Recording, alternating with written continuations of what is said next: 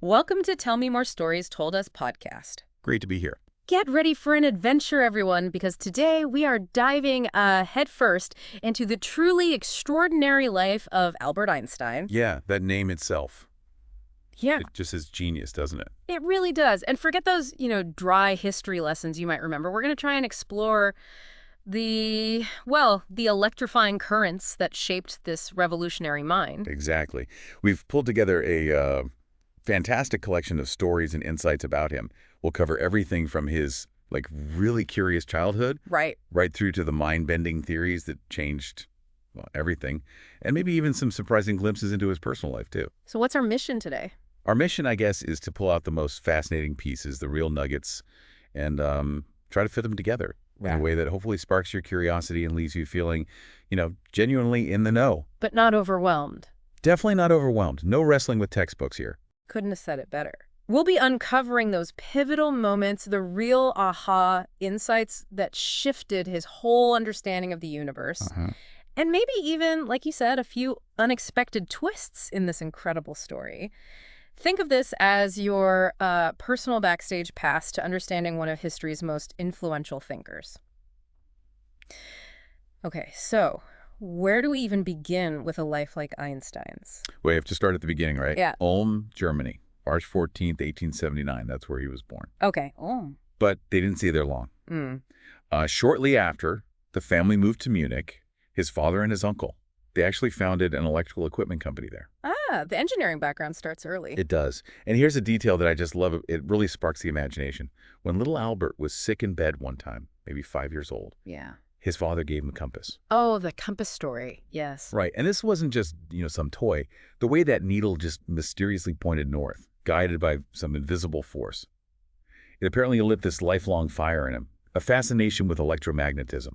He actually said it gave him a deep and lasting impression, didn't he? He did. It's like his own inner compass got set right then, pointing towards exploring the hidden workings of the world. It's just, yeah. That's a fantastic image. A little kid completely captivated by something unseen. It really, really sets the stage for a mind that would always be looking beyond the surface, wouldn't it? Absolutely. But his time in actual school wasn't quite so inspiring, from what I understand. No, it wasn't. He went to a Catholic elementary school, then the Luitpold Gymnasium in Munich. But he apparently found the teaching style there. Yeah. We are very rote, lots of memorization. Which he hated. He really did. He felt it stifled creativity, got in the way of, actual thinking. This feeling of being maybe a bit out of step with how things were done. That seems to be a theme early on. Yeah, I can see that. And that feeling might have gotten stronger when the family business ran into trouble, led to another big move. Precisely. The electrical company hit some difficulties. So the family decided to move to Italy. First Milan, then Pavia. And Albert stayed behind at first. Yeah, initially he stayed in Munich to finish school, but he wasn't happy. He eventually got a doctor's note, maybe for exhaustion or something similar that excused him, and he joined them in Italy.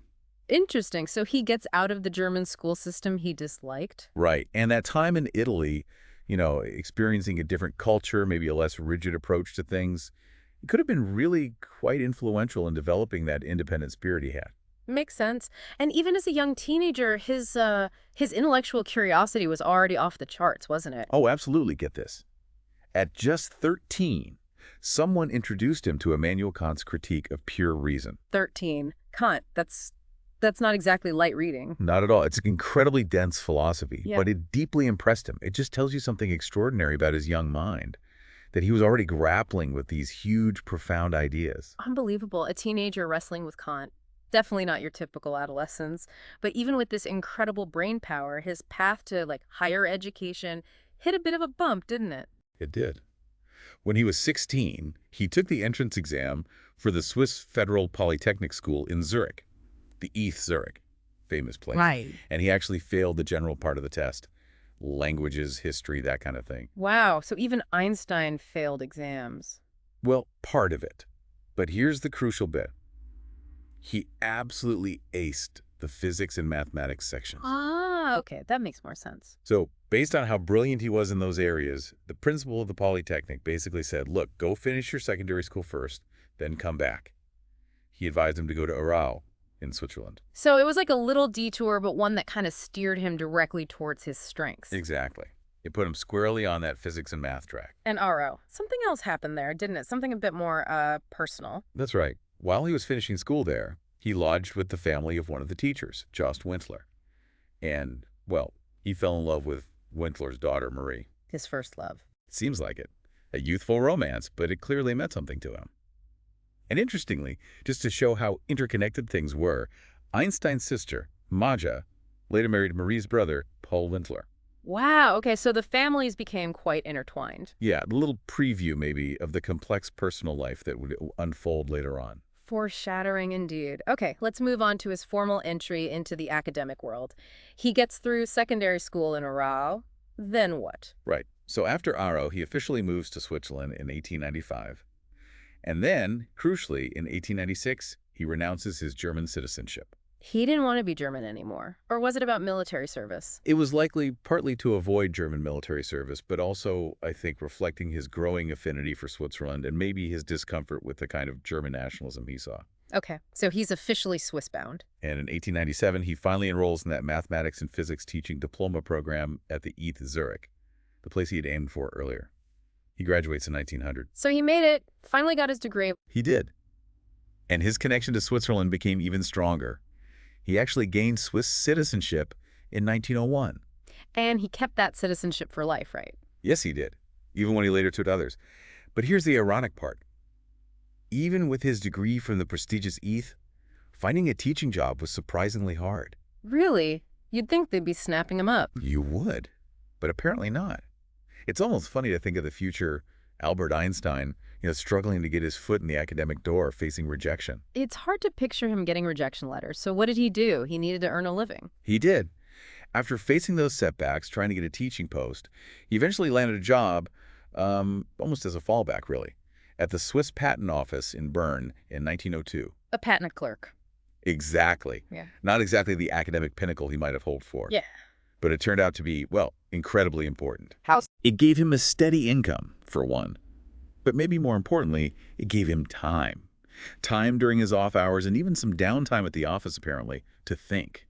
To really delve into his own revolutionary physics ideas without the pressure of publish or perish. Ah, the famous thought experiments while examining patent applications. Precisely. And that job came about with a little help from his friend Marcel Grossman's father. Marcel was a classmate from ETH. Marcel Grossman? Yeah. That name keeps coming up. He's a key figure, especially later with general relativity. So yeah, even for geniuses, sometimes a connection helps open a door. Absolutely.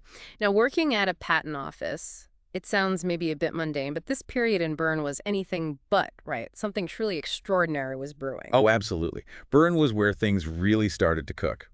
While he was working there, he formed this little informal discussion group with a couple of friends. They called themselves the Olympia Academy.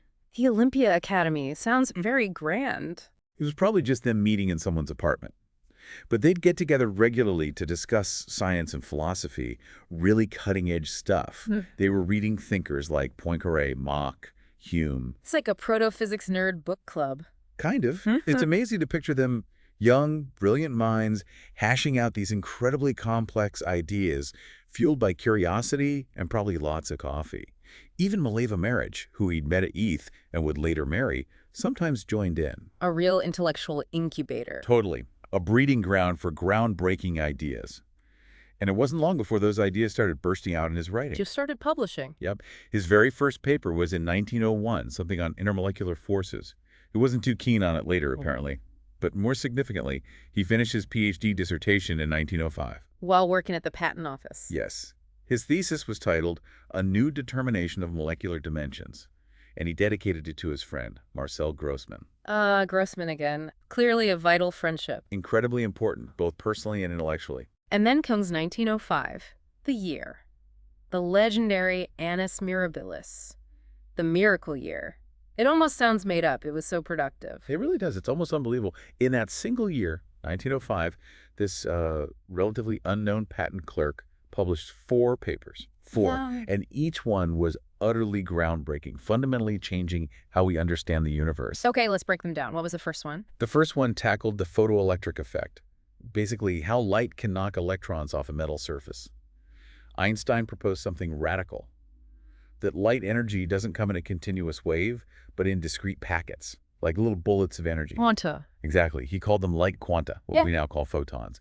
This idea was revolutionary. It basically kicked off quantum theory. And that's the work that eventually won him the Nobel Prize, right? Not relativity initially. That's right.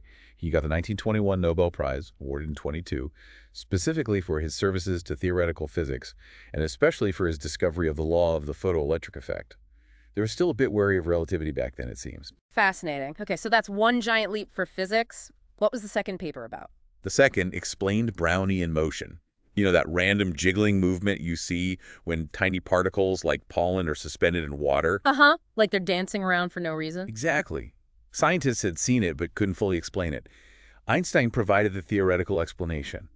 The particles were being constantly bombarded by the unseen moving molecules of the fluid itself. So it was evidence for atoms and molecules. Compelling evidence, yes. Yeah. At a time when the existence of atoms was still actually debated by some serious scientists, this paper really helped solidify the atomic theory. Okay, 2 down. Huge impacts already. What was number 3? Number 3. Yeah.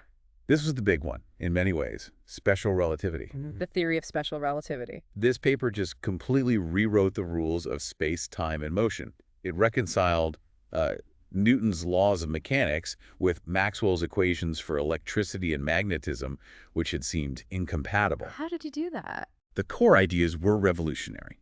One, that the laws of physics are the same for all observers who are not accelerating. And 2, and this is the mind bender, that the speed of light in a vacuum is constant, always the same, no matter how fast the source of the light or the observer is moving. Which has all sorts of weird consequences for time and space. Exactly. Time dilation, length attraction, Yeah. all that counterintuitive stuff.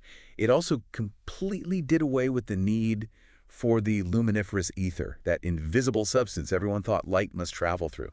Einstein basically said, nope, don't need it. Mind blown. Okay, that's 3 revolutionary papers. But there was a 4th. In the same year? Yes, as if that wasn't enough.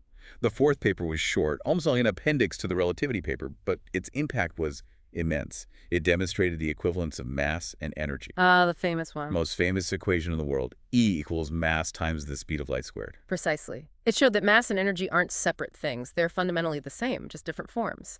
Mass is a form of energy, and energy has mass. And the implications of that are just astronomical. Nuclear energy, understanding stars. Everything. It unlocked a universe of understanding packed into one tiny, elegant equation. Just astounding. 1905, a patent clerk, basically in his spare time, just casually rewrites the fundamental laws of physics 4 times over. It's one of the most incredible bursts of creativity in scientific history.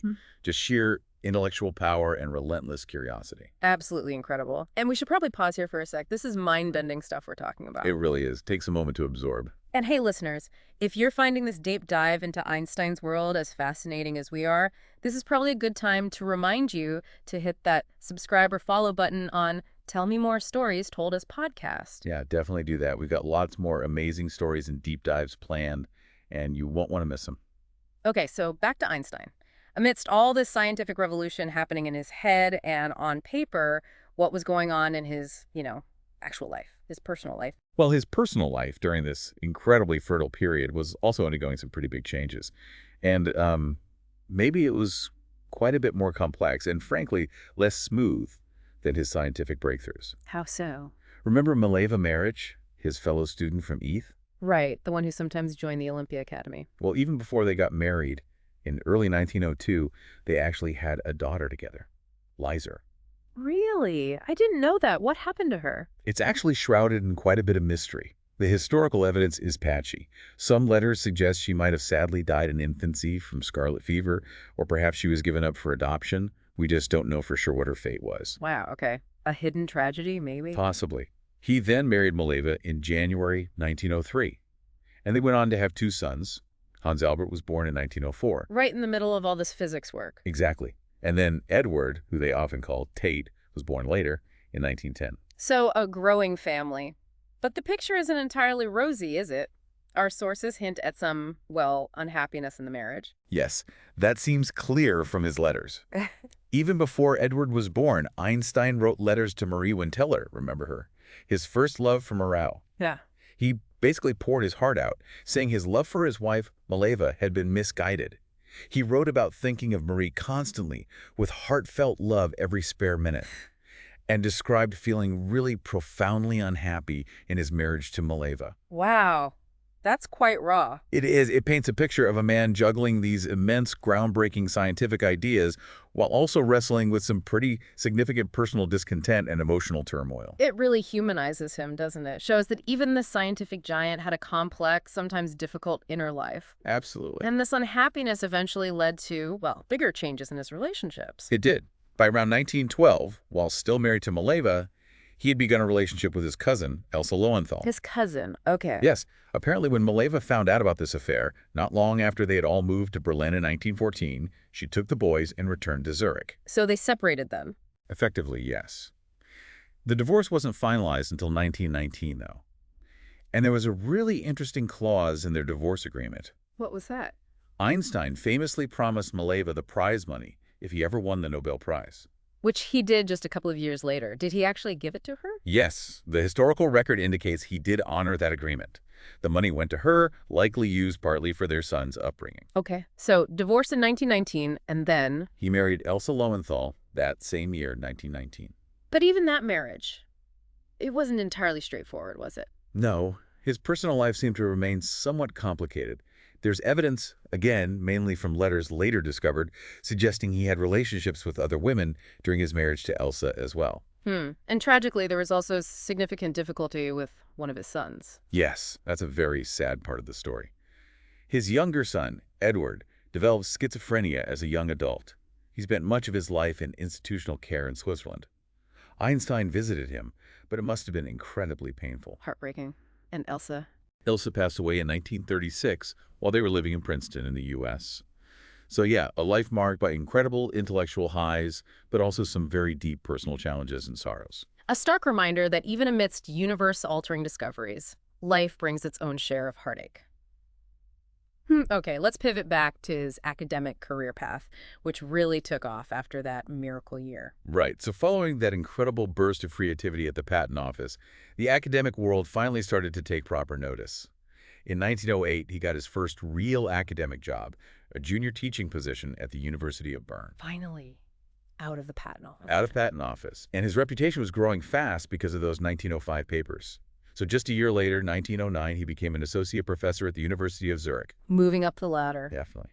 Then in 1911, he got a full professorship, but it was at the German Charles Ferdinand University in Prague. Prague. So he left Switzerland. He did, for a short time. And interestingly, taking that job required him to become an Austrian citizen because Prague was part of the Austro-Hungarian Empire then. Just a temporary shift in his nationality as his scientific fame started spreading internationally. Okay, but he didn't stay in Prague long, did he? No. His ties to Switzerland, and particularly ETH Zurich, his alma mater, remained strong. In 1912, he returned to ETH, this time as a professor of theoretical physics. Back home, so to speak. Sort of. And his research was really deepening now. He was continuing work on heat theory, but crucially, this was when he really started digging into developing the general theory of relativity. And this is where his friend Marcel Grossmann comes back into the picture in a big way. Exactly. Einstein had the physical intuition, the concept, but the mathematics required for general relativity was incredibly complex. Tensor calculus, differential geometry, stuff Einstein wasn't as fluent in. Grossmann was the math whiz. Their collaboration was absolutely crucial. So the physicist and the mathematician teaming up. A perfect partnership for tackling one of the biggest ideas in physics. And then came a really prestigious offer, one that pulled him away from Switzerland again, to Berlin. Yes, Berlin. In 1914, he got an offer he basically couldn't refuse. Membership in the highly prestigious Prussian Academy of Sciences. Wow, big deal. Huge deal. It came with a generous salary, but also the directorship of the planned Kaiser Wilhelm Institute for Physics, which eventually opened in 1917. And on top of that, a chair at the Humboldt University of Berlin with absolutely no teaching obligations. No teaching, just pure research. Pure research. It was the dream job for a theoretical physicist like him. Berlin was the center of the physics world then, with people like Max Planck there. It was the perfect environment. An ideal setup for his mind to just focus and create. But this move, 1914, it coincided exactly with the start of something catastrophic, World War I. Yes, the timing was incredibly stark. He arrives in Berlin, this hub of German science and culture, just as Europe plunges into war. And this marked a really significant turning point, not just for the world, but for Einstein personally and intellectually. How did he react to the war fever that gripped Germany? Well, while many prominent German intellectuals, including some of his scientific colleagues like Planck, initially signed manifestos supporting the war effort, Einstein did the opposite. He was a pacifist, wasn't he? Deeply so. He was horrified by the war and the nationalism fueling it. He was one of only a tiny handful of intellectuals in Germany who dared to sign something called the Manifesto to the Europeans. What was that? It was a powerful statement calling for peace, international cooperation, and basically rejecting the rampant nationalism. It directly countered the pro-war manifesto of the 93 that many others had signed. It took real courage to do that in wartime Berlin. Wow. So he stuck to his principles even when it was unpopular or even dangerous. Absolutely. Despite this anti-war stance, which certainly didn't endear him to the authorities, his scientific stature was such that he was still respected within the physics community. He was even elected president of the German Physical Society for a couple of years, 1916 to 1918. Incredible. And amidst all this turmoil, he's also finalizing his greatest work, General Relativity, and finally gets the Nobel Prize, eventually. Right. General Relativity was mostly completed by 1915. And then, yes, the Nobel Prize. Awarded in 1922, but technically the 1921 prize, specifically for that earlier work on the photoelectric effect. It's still amazing they didn't give it for relativity, isn't it? It is, from our perspective, but general relativity was just so radical, so revolutionary, and maybe harder to definitively prove experimentally at that point. The committee played it safe, perhaps. They went with the photoelectric effect, which was also undeniably Nobel-worthy and had more empirical backing by then. Makes sense. Okay, let's talk more about general relativity itself, this theory that really made him a global superstar. Yes, general relativity. It was an incredible intellectual slog to get there, taking him years after special relativity. He basically extended the ideas of special relativity to include gravity. And the core idea is just mind-blowing. Gravity isn't a force pulling things together. Exactly. It's not a force in the Newtonian sense. Instead, gravity is the result of mass and energy warping the fabric of space-time itself. Planets orbit the sun, not because the sun is pulling them, but because they are following the curves in space-time created by the sun's mass. Like a bowling ball on a trampoline making marbles roll towards it. That's the classic analogy, yeah. Gives you the basic idea. And a key stepping stone for him was figuring out the equivalence principle, way back around 1907. The elevator thought experiment. Right, the idea that you can't tell the difference between being stationary in a gravitational field, like on Earth, and being accelerated in space in a rocket. Gravity and acceleration feel the same. They are equivalent. That insight was fundamental. And this whole framework, this new way of seeing gravity, led to some truly wild predictions, didn't it? Oh, absolutely. Things nobody had ever thought of, like time running slightly slower in stronger gravitational fields, or gravitational lensing, and the most famous early prediction, the bending of starlight. Right. The idea that light from distant stars should bend as it passes near a massive object like the sun. Exactly. Light itself, even though it has no mass, should follow the curves in space-time. Einstein calculated exactly how much it should bend. And this prediction could actually be tested, right? During a solar eclipse? Precisely. When the sun is totally eclipsed by the moon, you can see the stars close to the sun's edge in the daytime sky. You measure their positions, then compare them to their normal positions at night. If Einstein was right, they should appear slightly shifted outwards because their light had been bent by the sun's gravity. And that's what happened in 1919, the famous Eddington expedition. Yes. May 29, 1919. Expeditions led by the British astronomer Sir Arthur Eddington observed a total solar eclipse from locations in Brazil and off the coast of Africa. They made the crucial measurements. And the results matched Einstein's predictions perfectly. It was a stunning confirmation of general relativity. What was the reaction? It was explosive. Newspapers around the world ran huge headlines. Revolution in science, new theory of the universe, Newtonian ideas overthrown. Suddenly, Albert Einstein wasn't just a respected physicist known mainly to other scientists. He was a global celebrity overnight. Wow, just like that. From scientist to international icon. How did he even handle that kind of sudden, intense fame? It must have been overwhelming. He visited the U.S. in 1921, partly to raise funds for the planned Hebrew University in Jerusalem, and he was absolutely mobbed. greeted like a rock star. Met President Harding, gave lectures to packed auditoriums. The public fascination was immense. People were captivated by him, even if they didn't understand the physics. Exactly. He became the symbol of pure intellect, the man who understood the secrets of the universe. Then in 1922, he went on a long tour of Asia. Where'd he go? Japan, Singapore, Sri Lanka, which was called Ceylon back then. Again, incredibly enthusiastic receptions everywhere. He even met the Emperor Taishush in Japan. So really treated like royalty himself. Pretty much. Although it's worth noting, his private diaries from that trip, published much later, revealed some, well, less flattering, sometimes quite prejudiced views about some of the cultures he encountered. A sobering reminder, again, that even geniuses have their flaws and biases. Complex figures. Very complex. His travels also took him somewhere very personally significant. Palestine. Yes. In 1923, he visited what was then mandatory Palestine. He was deeply involved in supporting the Zionist movement, particularly the founding of the Hebrew University.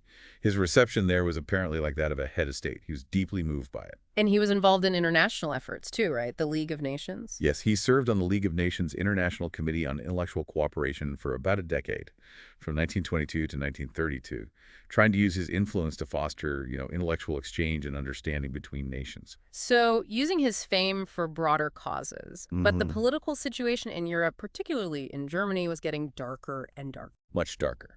The Weimar Republic was unstable, anti-Semitism was on the rise, and the Nazi Party was gaining strength. This eventually forced Einstein to make another huge, life-altering decision. Leaving Germany for good. Yes. He was actually visiting the California Institute of Technology, Caltech, in the U.S. in early 1933. And while he was there, in January, Hitler became Chancellor of Germany. And Einstein saw the writing on the wall immediately? He did. He knew, as a prominent Jew and an outspoken intellectual critical of nationalism, that he would be a major target. He publicly stated he would not return to Germany. And soon after, in March, the Reichstag fire happened. The Enabling Act gave Hitler dictatorial powers, and the persecution began in earnest. What happened back in Germany? The Nazis raided his family's apartment in Berlin. They also ransacked his beloved summer cottage. It was a clear message. Terrifying. So what did he do? He was stateless for a while, wasn't he? He was. He formally renounced his German citizenship again while he was in Belgium in March 1933. The Nazis then officially stripped him of it anyway and confiscated his property, like his sailboat. New laws were passed immediately, barring Jews from holding any official positions, including university posts. His life's work in Germany was just gone. And his books were burned. Yes. His scientific writings, along with those of many other great thinkers deemed un-German, were targeted in the notorious Nazi book burnings in May 1933. Just a sickening display of anti-intellectual barbarism. Unthinkable. It's vital we remember how fragile intellectual freedom can be. How did he find safety? Where did he go? He got help from organizations like the Academic Assistance Council, which was set up to rescue scholars fleeing the Nazis. He spent some time in Belgium, staying near Ostend, under guard actually. Then he went to England for a few months. Under guard, was he in physical danger? There were genuine fears for his safety. Nazi groups had publicly denounced him. There were even reports of bounties being offered. A British MP, Oliver Locker-Lamson, hosted him in a secluded hut in Norfolk and arranged for bodyguards. Wow. The world's greatest scientist hiding out for his life. It's incredible. And even then, he was thinking of others. He wrote to the Prime Minister of Turkey, Ataturk, pleading for him to offer positions to dozens of German Jewish scientists who are now unemployed and desperate. Always advocating. But ultimately, he found a permanent home in the U.S. Yes. He had offers from several places, but he accepted a position at the brand new Institute for Advanced Study in Princeton, New Jersey. He arrived there in October 1933, and Princeton would remain his home for the rest of his life. A new chapter begins in America, far from the horror gripping Europe. How did he settle into life there? He seemed to adapt well. He became an American citizen in 1940, along with his stepdaughter Margot and his longtime secretary Helen Dukas. He clearly valued his new home. But his peace was overshadowed by events in Europe, especially the fear of Nazi Germany developing atomic weapons. This leads to the famous letter to Roosevelt, doesn't it? Yes. Prompted by warnings from fellow physicists Leo Szilard and Eugene Wigner about German advances in nuclear fission, Einstein, though a dedicated pacifist, felt compelled to act. In August 1939, he signed a letter drafted largely by Szilard, addressed to President Franklin D. Roosevelt. What did the letter say? It alerted Roosevelt to the possibility of constructing extremely powerful bombs of a new type based on nuclear fission, and warned that Germany might already be working on such weapons. It urged the U.S. government to start its own research program. And that letter is often credited with kickstarting the Manhattan Project. It certainly played a significant role in getting the U.S. government's attention and initiating the process. Although Einstein himself had no direct involvement in the Manhattan Project later on, he was considered a security risk because of his pacifist views and leftist leanings. Did he regret sending that letter? He later expressed profound regret. Seeing the devastation unleashed on Hiroshima and Nagasaki horrified him. He reportedly said, "Had I known that the Germans would not succeed in developing an atomic bomb, I would have done nothing."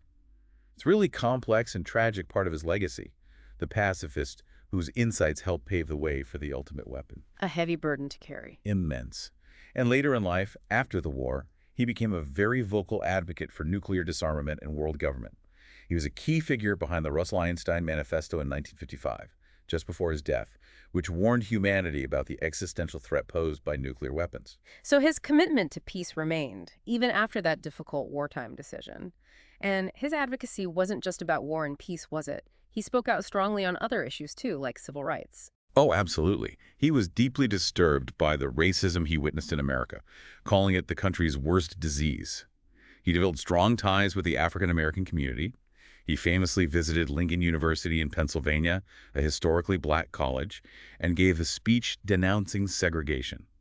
And the story about Marian Anderson. Yes, that's a wonderful example. When the great contralto Marian Anderson was performing in Princeton in 1937 and was denied a room at the local whites-only hotel, Einstein invited her to stay at his home. They became lifelong friends. He used his platform and his personal actions to stand against injustice. Powerful acts of solidarity. It really shows the depth of his humanity. It's fascinating how his personal values and his scientific life were so interwoven. Let's explore some of his specific views, a bit more politics, Zionism, religion. Okay, politically, as we touched on, he was broadly on the left. In his earlier Weimar years, he sympathized with the German Democratic Party. Later, especially after seeing the rise of fascism and the perceived failings of capitalism during the Depression, he became a committed socialist. He wrote an essay called Why Socialism? What were his arguments? He criticized capitalism for encouraging selfishness and inequality, and advocated for a planned economy focused on social goals. His views on Soviet Bolshevism were more complex and evolved over time, initially critical, later perhaps seeing it as a flawed attempt at a better system, but always wary of its authoritarianism. And he strongly believed in world government. Yes, very strongly. He thought it was the only rational way to prevent future wars in a nuclear age. Because of these views, his socialism, pacifism, internationalism, the FBI under J. Edgar Hoover kept a massive secret file on him, thousands of pages long. They suspected him of all sorts of things. Unbelievable. What about his views on Zionism? We mentioned his support for Hebrew University. Right. He was a dedicated cultural Zionist. He strongly supported a homeland for the Jewish people in Palestine, a place where Jewish culture and learning could flourish, especially given the rising anti-Semitism in Europe. He did extensive fundraising tours for the cause. But he didn't support a separate Jewish state initially. Not exactly. He initially favored a binational state, believing Jews and Arabs could and should coexist peacefully and cooperatively. He worried that creating an independent Jewish state with its own army might lead to conflict and contradict Jewish ideals. However, after the Holocaust and the reality of the post-war situation, his views might have shifted somewhat, though he remained concerned about Arab rights. And they actually offered him the presidency of Israel, didn't they? They did. In 1952, after the death of Israel's first president, Chaim Weizmann, it was a largely ceremonial role, but it showed the immense respect he commanded. He respectfully declined, though. He said he was too old, lacked the aptitude for politics, and preferred the world of science. Fascinating choice. What about his religious and philosophical views, often described as complex or misunderstood? Very much so. He famously said, "Science without religion is lame, religion without science is blind." But he didn't mean conventional religion. He explicitly stated he did not believe in a personal God who answers prayers or intervenes in human lives. So not religious in the traditional sense. No. His religion was more a profound sense of awe and wonder at the rational harmony and beauty of the universe, the intricate laws governing reality that human minds could amazingly begin to grasp. He often spoke of believing in Spinoza's God. Spinoza's God, meaning? Baruch Spinoza was a 17th century philosopher who saw God as synonymous with nature, an impersonal underlying substance or order inherent in the cosmos, not a separate creator being. Einstein felt a deep connection to that idea God revealed in the mathematical elegance of the universe's laws. So more of a cosmic religious feeling, an agnostic. He used terms like agnostic, or sometimes a deeply religious non-believer. It was about reverence for the mystery and intelligibility of existence. And music played a big part in his life too, didn't it? It wasn't all equations. Oh, hugely important. He played the violin from childhood and throughout his life. It wasn't just a hobby, it was a deep passion. Mozart fan, right? Adored Mozart. Yeah. And Bach. He felt their music had a kind of purity and structure that resonated with the harmony he saw in the universe. He loved playing chamber music quartets, sonatas with friends, family, even professional musicians sometimes. It was clearly a source of great joy and solace for him. A truly multifaceted man. Cosmos, conscience, and concertos. Okay, let's circle back one more time to his scientific work. Beyond the big headlines of relativity and ipsitas, he worked on so many other important things. Absolutely. His work on general relativity itself was a long journey. He wrestled with tricky conceptual problems, like the whole argument related to the meaning of coordinates in spacetime. He developed an earlier version called the Entwerf theory, with Grossman, before arriving at the final field equations. And the cosmological constant, his biggest blunder. Right. He initially added that term to his equations because he, like most people then, assumed the universe was static, neither expanding nor contracting. The constant acted like a repulsive force to counteract gravity and keep things stable. When Edwin Hubble later discovered the universe was expanding, Einstein supposedly called introducing the constant his biggest blunder. But ironically, cosmologists use it again now, don't they, for dark energy? Exactly. It's made a huge comeback to explain the accelerating expansion of the universe, so maybe not such a blunder after all. He also worked on things like the energy-momentum pseudotensor, a complex way to handle energy conservation in curved spacetime, and even explore the theoretical possibility of wormholes, which he called Einstein-Rosen bridges, with Nathan Rosen. Fascinating. What about his contributions to quantum theory, beyond the photon? He made several key early contributions. He proposed a quantum model for how atoms vibrate in a solid, the Einstein solid, which helped explain why their heat capacity drops at low temperatures. And his work with the Indian physicist Satyendra Nath Bose led to Bose-Einstein statistics. Which describes how certain fundamental particles, bosons, behave. Precisely. Leading to concepts like Bose-Einstein condensates, a state of matter predicted by their work and created in labs decades later. He also really championed the idea of wave-particle duality, that things like light and electrons can behave as both waves and particles depending on how you measure them. He supported de Broglie's work on matter waves. He even considered the idea of zero-point energy, that empty space isn't truly empty.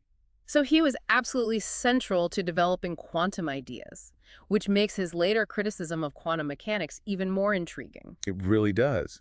He played a midwife role in its birth, but he became deeply uncomfortable with where it led, particularly the Copenhagen interpretation championed by Niels Bohr. God does not play dice. His most famous expression of that discomfort. He couldn't accept the inherent randomness and probability at the heart of quantum mechanics. He believed there must be a deeper, deterministic reality underneath it, all hidden variables perhaps. Which led to those famous debates with Bohr. Yes, legendary debates that went on for years, pushing both thinkers to sharpen their arguments. And Einstein formulated thought experiments designed to show quantum mechanics was incomplete. Most famously, the Einstein-Podolsky-Rosen EPR paradox in 1935. The one about entanglement. Spooky action at a distance. That's the one. It highlighted the seemingly paradoxical connection between two quantum particles, measuring one instantly influences the other, no matter how far apart they are. Einstein thought this violated locality or realism, proving quantum theory was incomplete. But experiments have largely shown entanglement is real, however spooky it seems.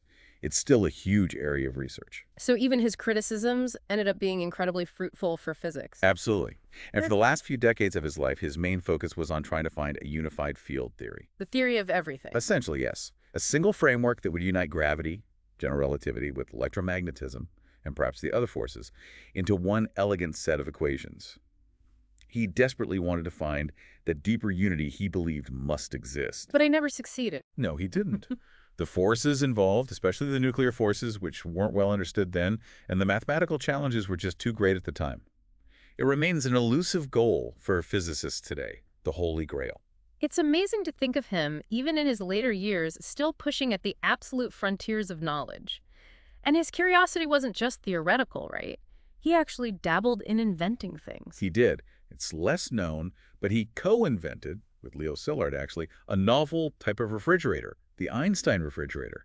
It had no moving parts, using ammonia, butane, and water, and worked on a different principle.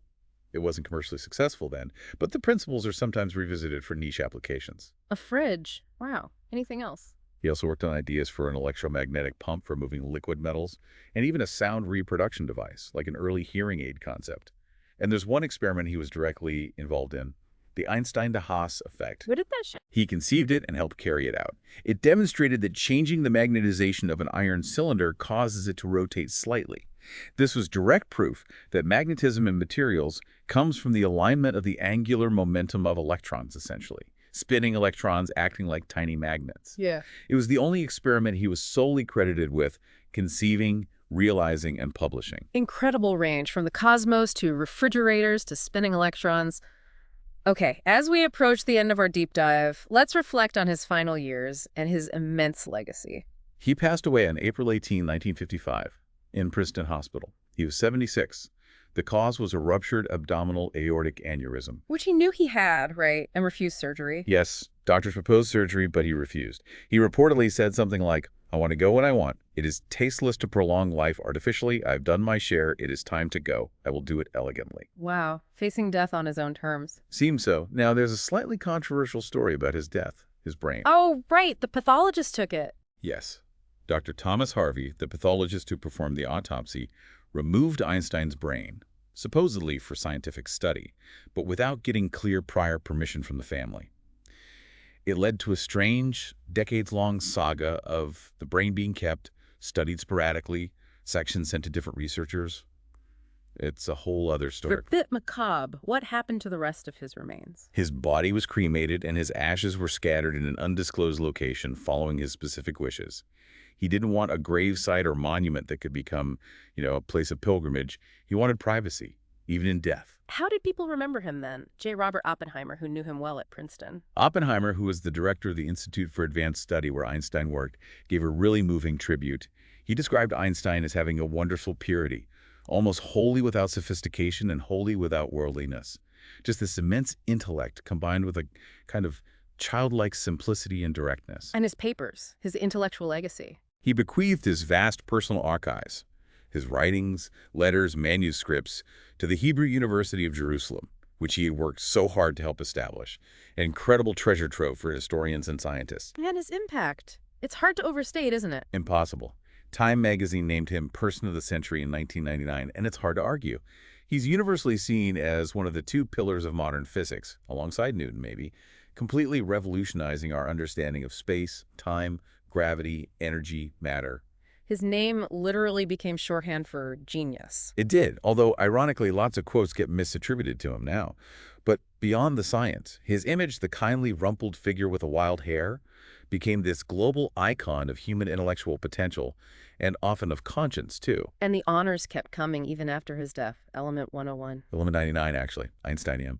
Named in his honor shortly after his discovery in the debris of the first hydrogen bomb test in 1952. A permanent place for him in the periodic table, along with countless other awards, medals, and honors throughout his life, crowned by that 1921 Nobel Prize.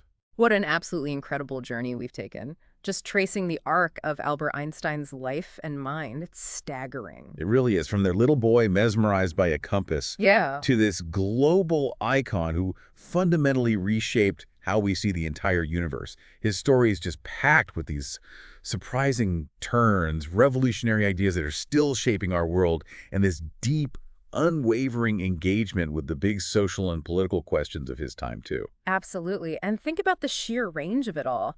A patent clerk, working quietly, comes up with ideas that unlock the deepest secrets of reality. A committed pacifist feels forced by circumstances to urge the development of the most destructive weapon imaginable. The contradictions are profound. A scientific giant wrestling right to the end with the implications, both amazing and terrifying, of his own theories. It's a story that just keeps resonating, doesn't it? It keeps inspiring people. It absolutely does. There's always more to learn, more to think about. Definitely. So we really hope this deep dive has sparked some things for you, our listeners. We encourage you to dig deeper into whatever aspects of Einstein's life and work really caught your attention today. Yeah, what questions are still buzzing around in your head? What path feels most compelling to explore next? Hmm. The universe of knowledge he helped open up is just vast, and it's still out there, waiting. Thank you so much for joining us on this exploration of the fascinating world of Albert Einstein right here on Tell Me More Stories Told as podcasts. We really hope it's given you a fresh perspective, maybe a richer appreciation for just how brilliant and complex this extraordinary individual was. Until our next adventure in storytelling, keep those questions coming. See you next time.